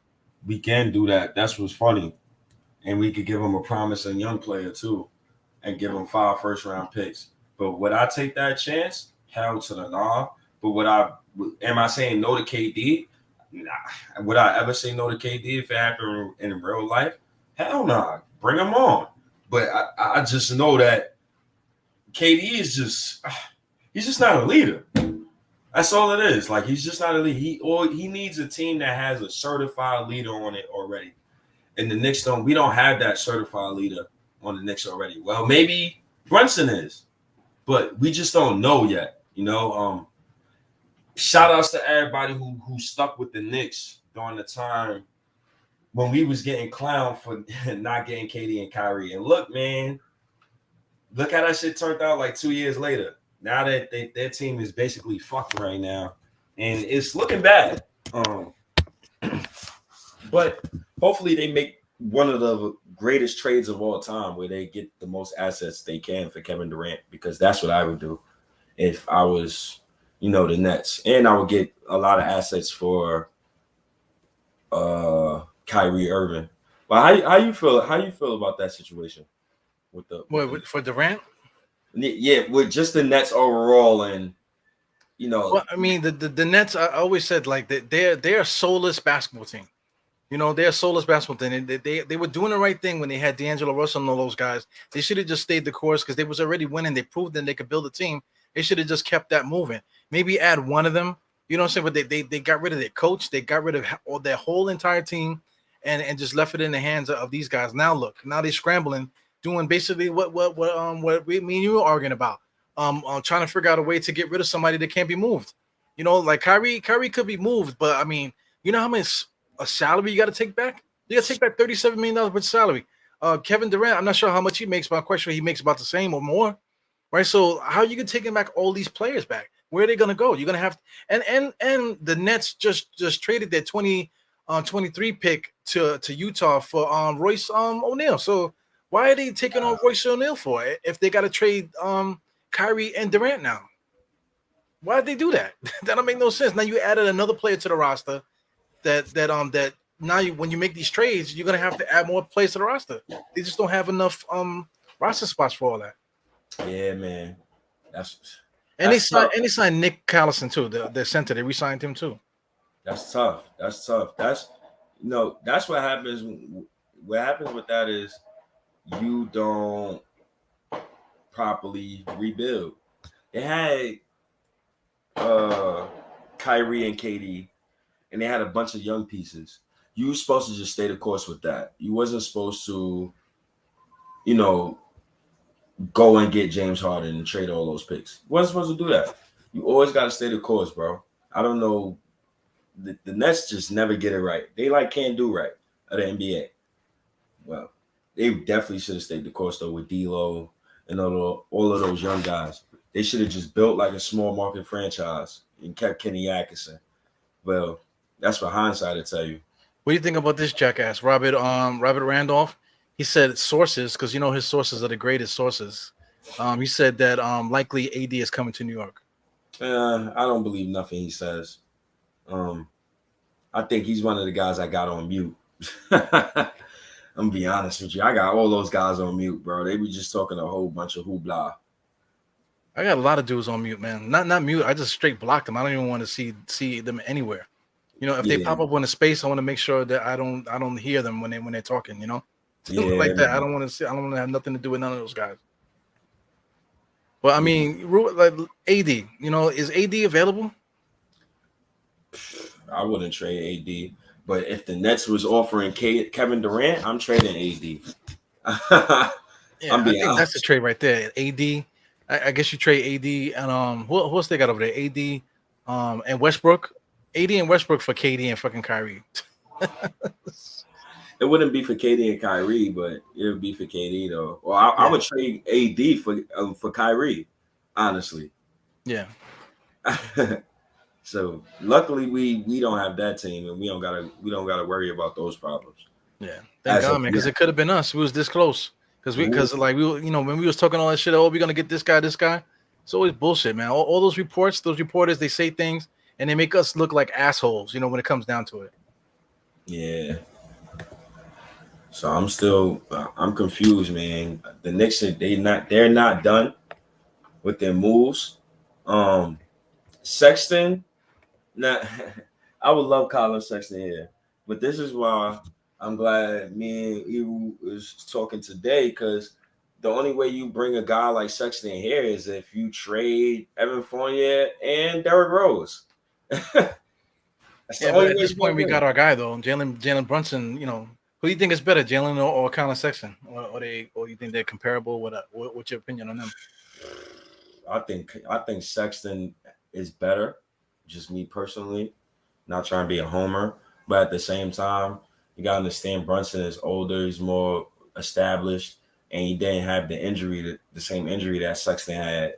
It's just Sexton got on his side is he's 23, and he probably got a higher ceiling, but it remains to be seen. Um, it remains to be seen, bro. Yeah, I would have preferred to have Sexton.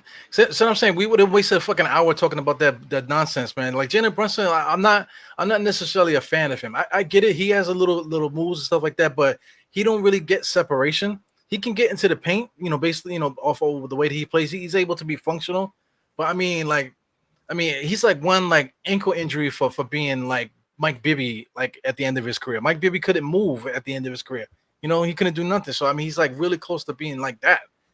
So I mean, is Brunson good? Yes, I think Brunson is good. Is Brunson gonna? Because like people looking at the playoffs, like that's gonna be what Brunson's gonna do every day for us.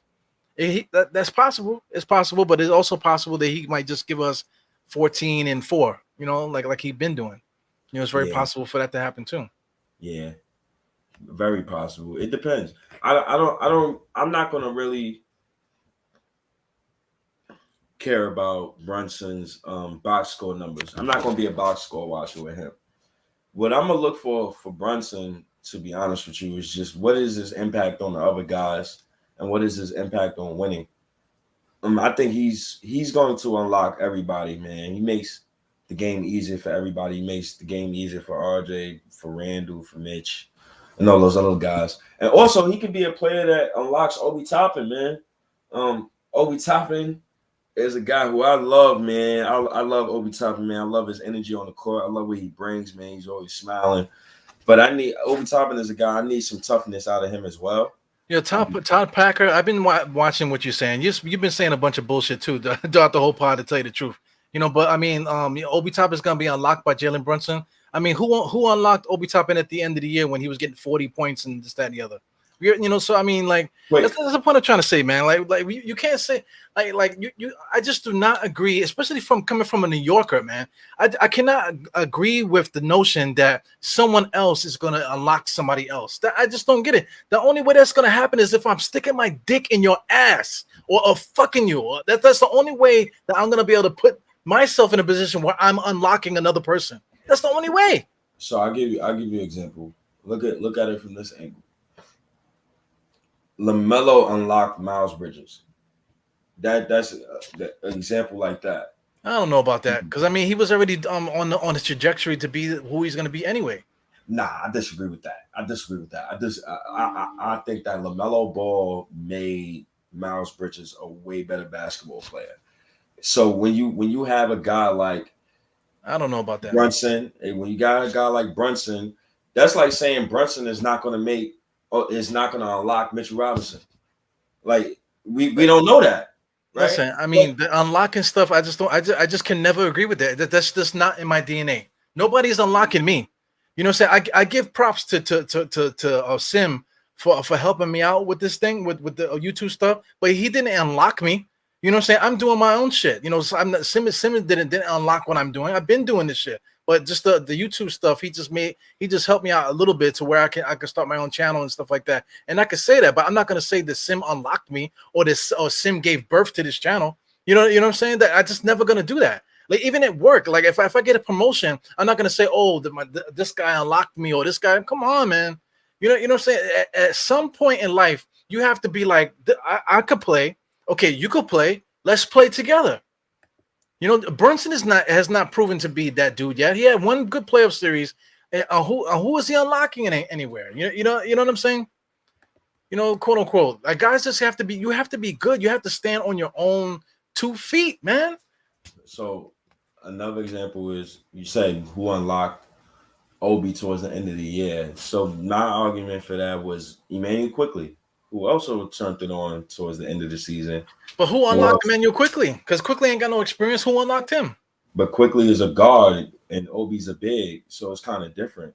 No, it ain't, man. Because I mean, what's the unlocking? Only point guards can unlock big men. That's it. That's the only way it goes.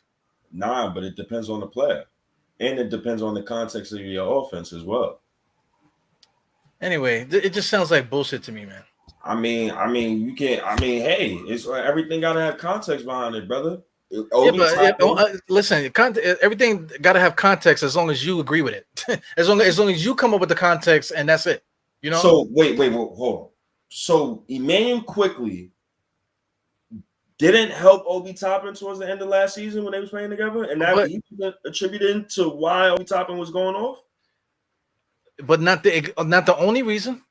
You know, there's other factors. You want to talk about context? There's other factors in that situation too that helped Obi Toppin be more successful. Question: who unlocked Emmanuel Quickly?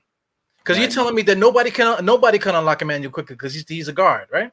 No, he's a guard. So who unlocks Emmanuel Quickly is Emmanuel Quickly. That's who unlocks himself. He unlocks himself. You see that? It just bullshit. So who unlocked Kyle Lowry? So who unlocked Kyle Lowry?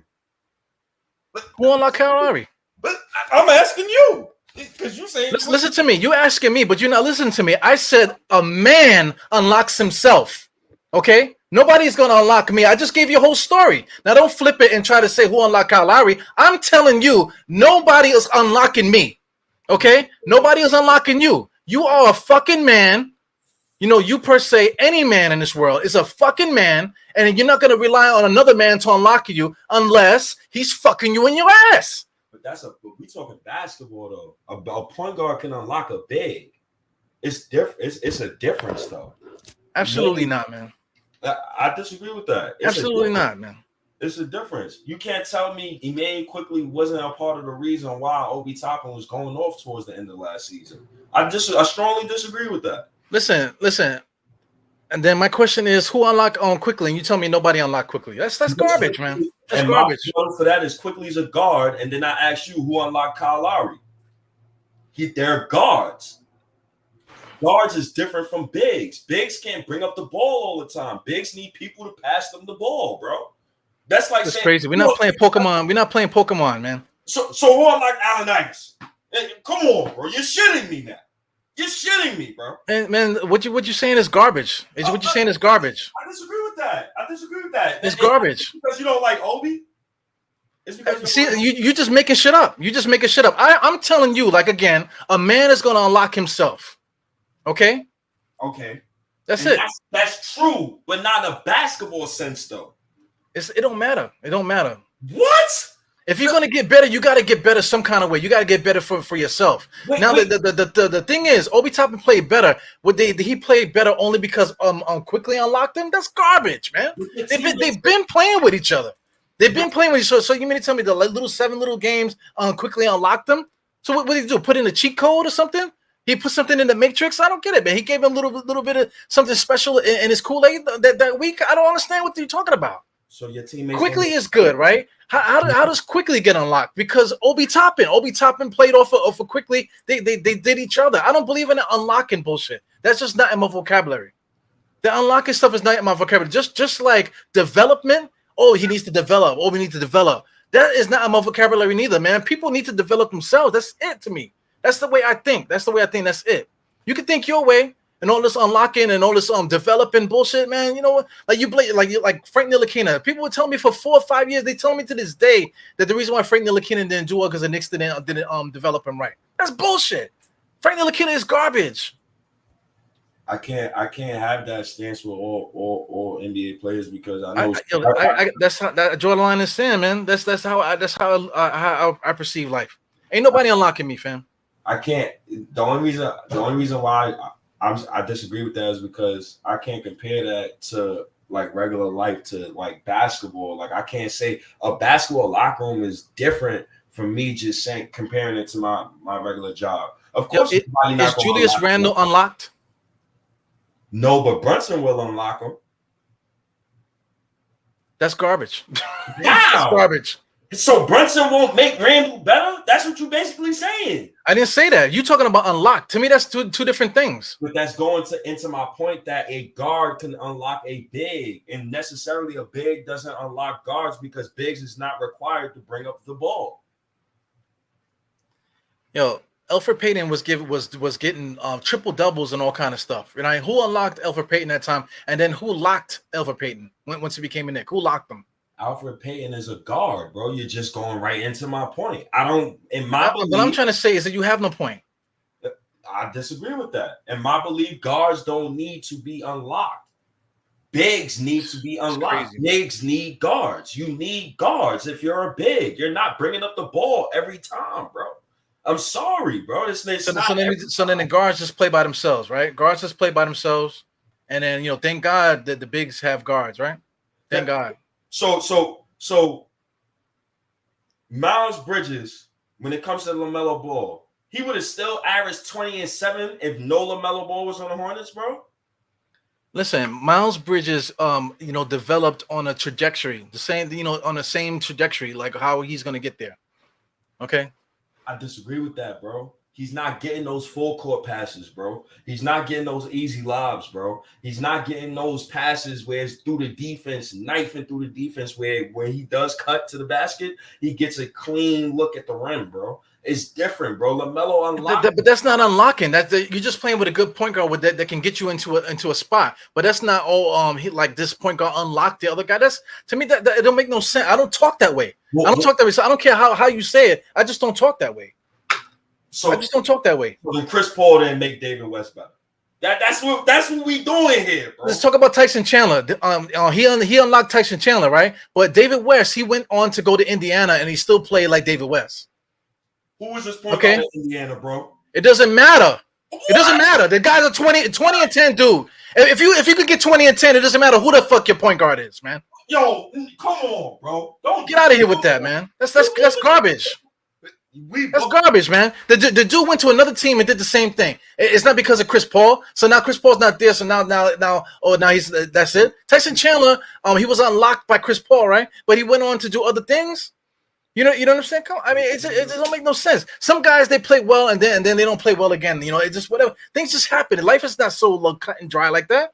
And come on, bro. Point guard. Yo, look, Curry unlocked Andrew Wiggins, man. Andrew Wiggins been averaging like 20-something points through his whole career. Come on, man. He's just playing on a better team. He's playing on a better team. So Curry is not the direct cause of Andrew Wiggins being an all-star starter? He didn't unlock Wiggins this season? Listen, it's the fact that the Golden State Warriors is a championship caliber team. Playing for Minnesota, Wiggins is by himself. But you only agreeing to that. That's agreeing to the point of where he unlocked him, bro. Man, stop that unlock bullshit, man. I don't want to hear that shit, man. That shit don't make no sense to me. I don't know. Maybe I'm missing something. And State is right about that unlock shit, man. Yeah, all of y'all is crazy, man. All of y'all is nuts. Because I mean, like, I'm trying to tell you, it don't matter. Like nobody's gonna unlock me. If I'm playing basketball, if we play good together, that doesn't mean that you unlocked me. That's crazy, man. Come on, man. That's bullshit.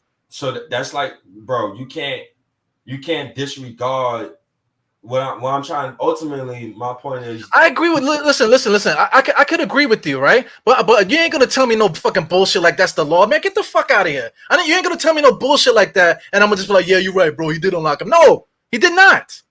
He did not. Listen. He did not. Everybody's not supposed to think the same. That's why it's crazy, man. If LaMelo Ball wasn't on the Charlotte Hornets, right, and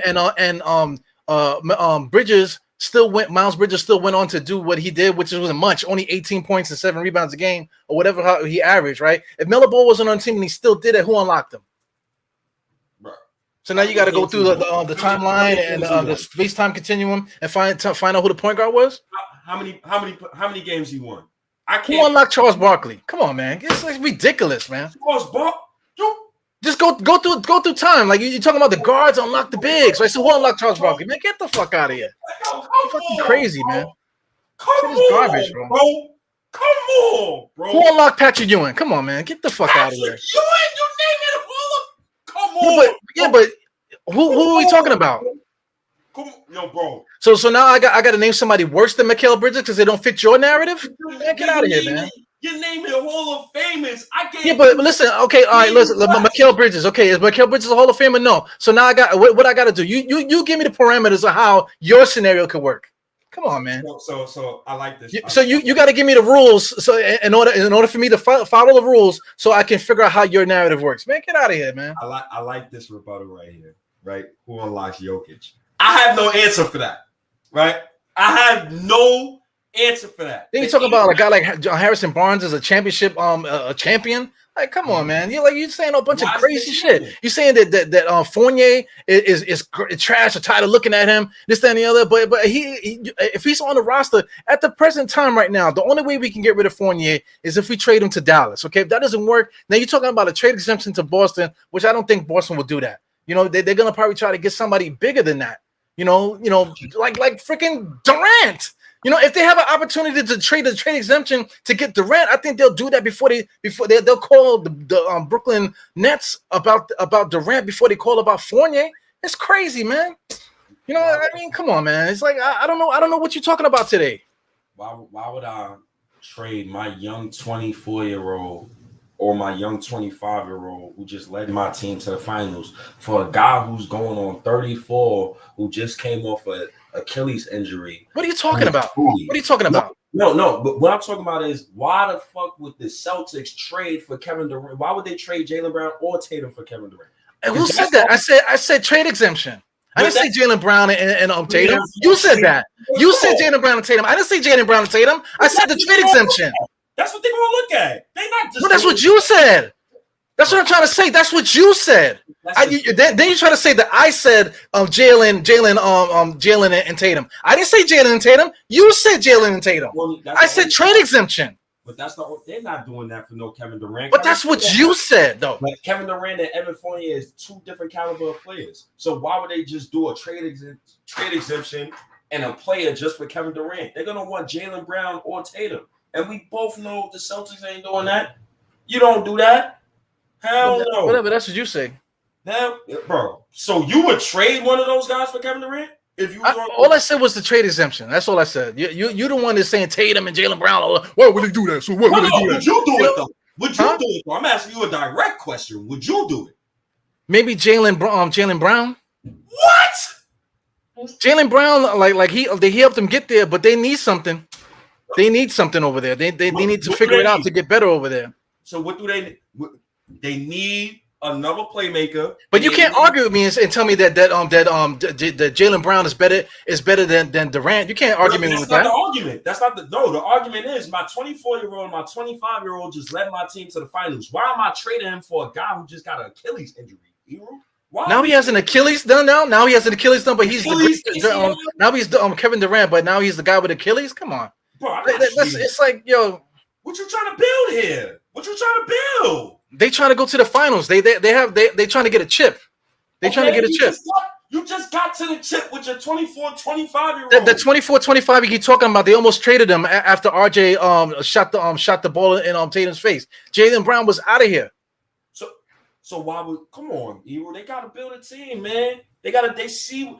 Yeah, I hope that somebody from Knick Brass is really watching this debate we having, because all of that trading for stars bullshit that Knick fans been trying to fly by for these past few years, you're seeing in real time what that shit do to your team.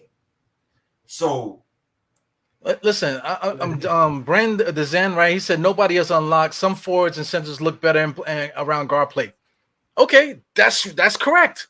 But the unlock shit, that's that young boy bullshit that y'all be talking about. And it don't mean nothing. It don't mean nothing. It's a bunch of garbage. That's what that is. Oh, he unlocked them, dude. He unlocked them. Like, okay, that's garbage, yo. It really is garbage. I disagree with that. For me, I just think that your guards make the game easier for your bigs. Yeah, but you saying that like I'm not saying that. No, that's the dumb shit. That's the dumb shit I'm talking about. But you saying it, but the way you saying it, you disregarding the guard. No, that's what you heard. That's what you heard. That's what you heard. You hearing what you hear. But I just gave you an example. I gave you David West. You said David West. I said David West with Chris Paul. Chris Paul unlocked him. You said, okay, he went to Indiana. He went to Indiana. I believe Indiana had Jamal Tinsley. Tinsley ain't no scrub. So yeah, but it's not they unlock the dude. Like the guy is still gonna be a good player. Julius Randle, 20-10-5. No matter where he is, he was in another team. He did have Alfred Payton over there and whatever. You know, he had no point guard. He is the lead guard now. How many times did Julius Randle change his style of play in the X amount of years he's been in the NBA? He's been a different player every single year. But you still can't stop him from being himself. My thing is you can get another player and make him better. Okay, but I'm not living in that realm. That's what I'm trying to tell. I'm not living in that realm. I'm trying to build a roster together to make the team better. I'm not talking about this guy unlock this guy, man. That is not in my DNA. That is just not in my DNA at all. But that's part of the reason why you go get a guy like Brunson, bro. That's part of the reason. Yeah, but you disregarding what I'm saying. Like, listen, we got Brunson already. Okay, we got better. All right, we got better. But I'm not gonna be on the train with you the way that you're talking about. I'm not gonna agree with that. But yes, did we get better? Yes, of course we got better. Wait, but the train I'm riding is Brunson gonna make everybody else better around him. He's gonna unlock certain people. But I'm not using that word unlock. The word unlock is the way that you're using it. Is I just don't agree with that bullshit, man. I don't agree with that. It's some fucking sucker shit. The way that you're saying it, I don't agree with that at all, man. The way that you're saying it. Like that. Yes, you get a guard. You get a good guard. Okay, finally we got a good guard. Everybody named Mother saying that we should have got a good guard. Yes. Okay, we finally got Jalen Brunson. Jalen Brunson's not Chris Paul, nothing like that, but he's still decent. We got a decent point guard now, so now we can stop talking about it. So now we can talk about building the roster. But listen, this arguing that we're doing today, we can't get past it because of this silly shit you're saying. You're talking about Mitchell Robinson is this, that, and the other. But I mean, we just replaced him. You know, and then you're talking about paying him $15 million and he's Wilt Chamberlain. Like, what are you talking about? Then Fournier broke the 3-point record for the Knicks, not because it's John Stark's record, no, because the 3-point shot went in the hole. You know what I'm saying? He's one of the best 3-point shooters in the NBA. And then you're going to tell me that he's not good enough to and the other. Then you're going to say that I said that Fournier was the starting backcourt with Brunson. I didn't say that. I said RJ was. And then you traded for freaking Barnes and talking about Barnes as a small forward. And then, that will put RJ at the shoot. Come on, man. You just saying a bunch of crazy shit. It don't make no sense. And then it's to the point where we can't even get to the real basketball conversation because we see fucking arguing about vocabulary and shit like that. Come on, man. It's like, yo, how does the Knicks get better? I don't want to talk about some player unlocked another guy, and I don't want to hear no bullshit about Fournier is garbage and this, that, and the other. Oh, 20, he's 25, and blah, blah, blah. Like, oh, this, that, and the other. Like, yo, he's going to get better eventually. I believe. Okay, cool, but yo, let's get better. We got certain players on the team. How do we get better, yo? How do we get better? I don't want to say, yo, we already 2 hours. I'm not going to argue with you no more about like, oh, this guy unlocked this guy and this guy, like, you mean to tell me you didn't lock him? Oh, you mean to tell me you're going to start Jalen Brunson and freaking Fournier they saw in the backcourt? Who's going to do that? Yo, Wilt Chamberlain and Mitchell Robinson? Like, what are you talking about, man? How do the Knicks get better? You just sat here and ran it for 5 minutes. And we got into this debate because of Evan Fournier. This is what I mean by the Knicks. Evan Fournier and Mitchell Robinson, by the way. This is what I mean by the Knicks. Always targeting mid-basketball players, right? So one of us got to keep a calm, cool, collective head today. I'm going to be... Get the fuck out of here. Yo, listen, y'all. I'm done for the night. So the podcast is over. I see you later, State. I'm kicking you out. Mr. State, tired of this fucking bullshit. We're not moving in a forward motion. I'm not gonna waste my fucking time tonight arguing with State about that fucking shit. You're gonna tell me calm head and stuff like that, man. Listen, I see you guys later. Maybe me and State will talk another time about it. Hopefully we can do a forward progression podcast, but that's not happening today. So I see you guys later. Eru out, 4 fingers to the forehead, tucking the thumb salute. I see you guys later.